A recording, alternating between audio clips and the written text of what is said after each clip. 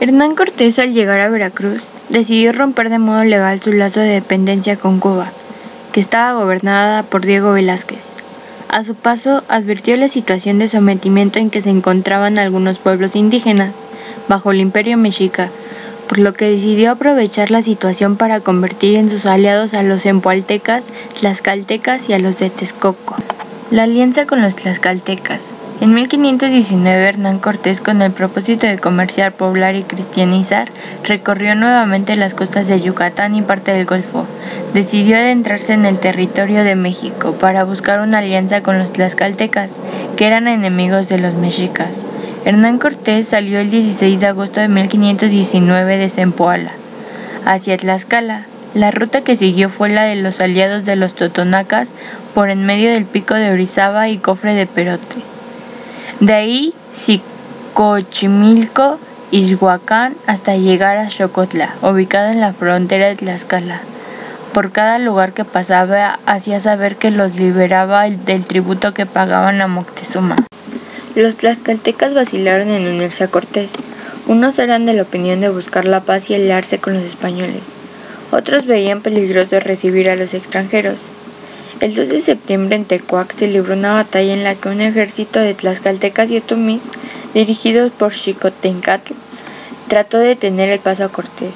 Hubo varios encuentros más y finalmente fueron vencidos los tlaxcaltecas por la fuerza de los cañones y porque estaban acostumbrados a otro tipo de guerra en las que duraban un día, y se desesperaron. En el interín, los que estaban a favor de la paz se impusieron. Dieron orden de retirada a Xicotencatl y lo enviaron a pactar la paz con Cortés. Hecha la paz, hubo una gran danza de guerreros y fiesta a los dioses con sacrificios de esclavos. Cortés ocultó sus bajas y se mantuvo en el campamento hasta que entró a Tlaxcala, el 18 de septiembre de 1519. Se instaló junto con los embajadores mexicas que recién había mandado Moctezuma en lugar de un ejército.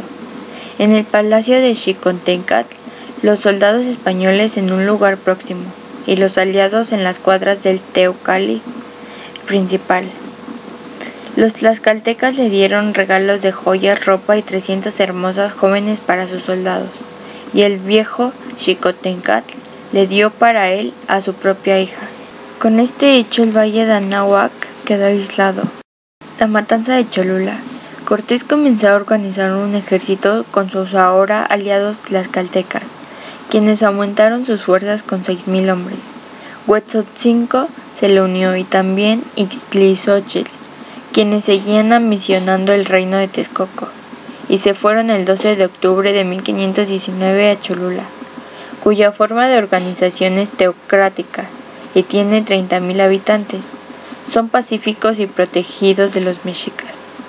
Cortés manda una embajada con el requerimiento por escrito y es bien recibido, aunque la ciudad ha sido fortalecida. El principal embajador mexica es requerido por Moctezuma. Según las fuentes, 3 días después de haber llegado a la ciudad, Cortés no es notificado que los xolultecas han hecho sacrificios al dios de la guerra. Otras dicen que un sacerdote le denuncia que intentarán matarlo y que está cerca un ejército de Moctezuma. Sea cual fuera el caso, Cortés reúne el consejo de capitanes y juntos convienen en sorprender a los xololtecas al amanecer. Este día 16 de octubre de 1519, los españoles pertrechan la artillería y salen al alba. Penetran los tlaxcaltecas en la ciudad, que está tranquila y sin aprestos de guerra. No había tal ejército de Moctezuma. Españoles y tlaxcaltecas los sorprenden y saqueando y quemando dan muerte a todo lo que encuentran. En 2 horas mueren 3,000 xololtecas. Llega de Tlaxcala un nuevo ejército al mando de Xicotencatl. 2 días dura la matanza, y aunque gran parte de la población huye, más de 6,000 xololtecas quedan muertos. Cuando los sacerdotes piden clemencia, Cortés manda parar la carnicería. Acusa a Moctezuma de conspiración y manda a uno de los embajadores de Moctezuma a que le avise que pronto llegará a México. Habiendo sembrado el terror, como es su propósito, cuando el 1 de noviembre inicia la marcha hacia México, Tenochtitlan no encontrará resistencia. Hernán Cortés entra pacíficamente a Tenochtitlan. Cortés, su ejército y otros 1000 tlaxcaltecas que se agregaron al contingente salieron hacia México. Siguieron el paso entre el Popocatépetl y el Iztaccíhuatl. En el camino se presentó otra embajada de Moctezuma pidiendo que nos siguieran, que mandarían lo que quisieran cada año al lugar que señalara. El 13 de noviembre en Amecamecan, Cortés recibió regalos del señor del lugar. Los señores de Tlamanalco y del Chalco salieron a Cortés. Les ofreció su protección. El 5 de noviembre pasó por Tlamanalco, luego por Ayotzinco y Chalco. El 6 de noviembre, Camacama, enviando de Moctezuma. Dijo a Cortés que lo esperaba en México, aunque él aconsejaba que no fuese. Cortés continuó hasta llegar a la orilla del lago de Texcoco y de ahí a Ixtapalapan, donde fueron recibidos por Cuitláhuac. Todos los intentos de Moctezuma por detener a los españoles resultaron inútiles. Decisión angustiosa que marcó el encuentro de dos culturas, de dos naciones, de dos mundos diferentes. Es en el momento que Cortés y sus hombres admiraron la grandeza indígena, la cual, sin embargo, no sería obstáculo para destrozarla posteriormente. Muy pronto, Moctezuma sufriría en carne propia las consecuencias de su decisión, pues fue apresado por los españoles en los aposentos de estos, dentro de la urbe indígena y su riqueza confiscada. Ante el escándalo y el asombro de su pueblo, ayer señor de todos los pueblos, hoy súbdito inerte del invasor, la duda surge en el corazón indígena. ¿Podía un dios llevar a cabo tal indignidad? Su duda se acabaría pronto, aunque por desgracia la respuesta vino mezclada con sangre del pueblo. Finalmente Moctezuma acepta recibir a Cortés, y debido a que su ejército está integrado por 400 españoles y 7000 aliados, los mexicas se quejan de que quieren hacer entrar en su ciudad a tantos enemigos. Llegan por la calzada de Iztapalapan y en el Cihuateocalli, o templo de la diosa Toxi, se reúnen Cortés y Moctezuma. Finalmente, estos llegaron a Tenochtitlan por la calzada Iztapalapa. Ahí fueron conducidos hasta el palacio Azayacat, donde se les alojó.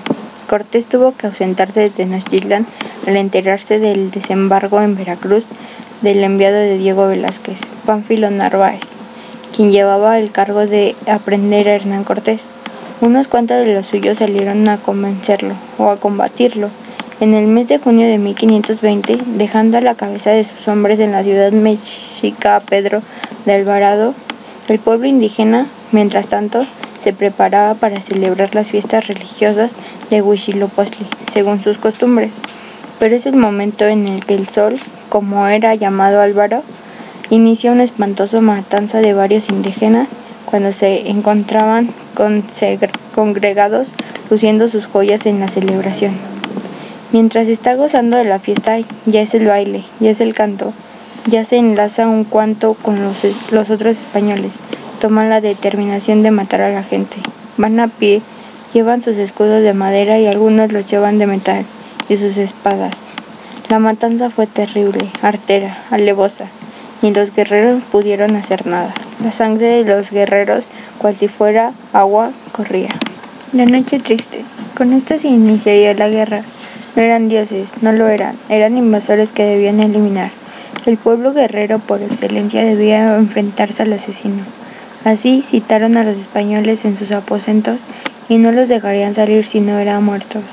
Cortés regresó de su asunto con algunos de los hombres de Narváez, y cuál sería su sorpresa que nadie lo fue a recibir a la ciudad y lo dejaron llegar pero no salir. Los esfuerzos de Moctezuma por calmar a su gente fueron inútiles. Sus discursos para disuadirlos de la guerra fueron ignorados y su pueblo le contestó. Se enojaron en el extremo los mexicas, rabiosos se llenaron de cólera y le dijeron: ¿qué es lo que dice ese ruin de Moctezuma? Ya no somos sus vasallos. Según Bernal Díaz, testigo presencial, Moctezuma murió de las pedradas que recibió. Las piedras eran tan pesadas como la traición para su gente. Aquel que llevó a México a dominar a todos los pueblos indígenas murió en deshonra, luz y sombra de la grandeza de un rey. Este fue el inicio de lo que hoy se conoce como la Noche Triste. triste para el español, alegre aunque sea por instantes para el indígena. Varios días se alargó la misma situación, insostenible para los conquistadores así como para sus indios aliados, quienes en la desesperación decidieron huir la noche del 30 de junio, con puentes de madera para los canales. Poco habían avanzado desde el centro hasta la salida, pero el grito alarmante de una mujer indígena levantó a los mexicanos con el odio en las vísceras y las armas en la mano. Guerreros, capitanes mexicanos, se van nuestros enemigos, venid a perseguirlos. La persecución se inició por la calzada de Tlacopan, Tacuba, llevando gran cantidad de oro, ocasionando la muerte de indios y españoles. Una completa oscuridad, acompañada de pernitas lluvia, permanece favorecer la marcha, pero el paso del ejército es sentido por los centinelas de mexicanos, quienes al sonido de tepoaxtle y caracoles se lanzan furiosamente sobre los fugitivos, a los que persiguen y destrozan materialmente a lo largo de la calzada hasta Popotla. En Popotla tomaron un respiro, por lo cual tradicionalmente se ha señalado un árbol antiquísimo como el lugar que Cortés lloró su derrota, el famoso árbol de la noche triste. Al otro día pasaron a Tototepec, actualmente conocido como Los Remedios, y de ahí hasta nuestra región, Teocalhueyacán. Por su camino atravesaron Cuautitlán, Tepozotlán y Otumba, lugar en donde se encontraron por última vez muchos indios mexicanos y sus aliados esperándolos para terminar con ellos. Entre los aliados había gente de Tula, del mismo pueblo de Otumba, de Cuautitlán y de Tenayuca. Esta fue la última gran batalla que libraron antes de llegar a Tlaxcala, y aunque pasaron muchos trabajos, un golpe de suerte los ayudó para ganar. Cortés localizó al jefe de los mexicas, quien tenía un gran estandarte, y estaba ataviado con riquísimos penachos y armas de oro, y uno de sus hombres arremetió contra él. Así, la multitud mexica y sus aliados se dispersaron, por la creencia que tenían que si era muerto o apresado el postandarte significaba la derrota. Esta última batalla fue el 14 de julio de 1520. Con esto tenemos una visión panorámica del paso del conquistador por nuestra región. Por un lado, en Teocalhueyacán es recibido como un dios, y como tal le depositan sus penas y esperanzas. Por otro lado, en Tenayuca, por ser un tributario y un aliado de México, Tenochtitlan, es recibido con las armas en la mano en la batalla de Otumba. Este es, pues, un solo ejemplo de la división que sembró su llegada entre el mundo indígena. Unos los apoyaron, otros lo detestaron, pero aún así no se vivía el final de este trágico capítulo de la vida nacional, pues lo peor estaba por venir. Es lo peor porque unos y otros grupos indígenas tuvieron un mismo final, el de quedar sometidos, pero ahora a un imperio ultramarino. La estrategia de la conquista, la derrota de los héroes. Durante su estancia en Tlaxcala, Cortés y sus allegados armaron el plan que les daría el triunfo sobre los mexicanos. Este plan contemplaba la construcción de varios bergantines, que eran barcos de pequeño calado para poder penetrar por los canales principales de la laguna en que se encontraba la ciudad de Tenochca. Además, conociendo perfectamente la distribución de la ciudad y sus calzadas, instruyó a sus capitanes para poder bloquear todas las entradas. Así lograría sitiar a la ciudad y someterla totalmente. Pero su plan se retrasó un poco porque en la ciudad mexicana se vivían tiempos difíciles. La viruela no solo había acabado con muchos indígenas, sino que le había quitado la vida al gran señor Cuitláhuac, sucesor de Moctezuma Xocoyotzin. Cortés dejó que pasara un poco la epidemia para dirigir el ataque final. Muchos capítulos tienen este periodo de la conquista, escaramuzas constantes, el apoyo y desacuerdo del mundo indígena con Cortés, el avance sobre los puntos más importantes del imperio, por lo cual no entraremos en muchos detalles. Pero lo que sí hay que mencionar es el regreso de Cortés por nuestra región. En efecto, los españoles fueron tomando los puntos más cercanos de la ciudad mexicana. De Texcoco se dirigieron a Xaltocan, Azcapotzalco y Tlacopan, y pasaron por Tenayuca, por lo encontraron desierta. Los tenayucas huyeron al enterarse del regreso del enemigo, pues el recuerdo de su derrota en Otumba aún estaba fresco, cuando Torquemada que en esa época la laguna daba hasta Tinayuca.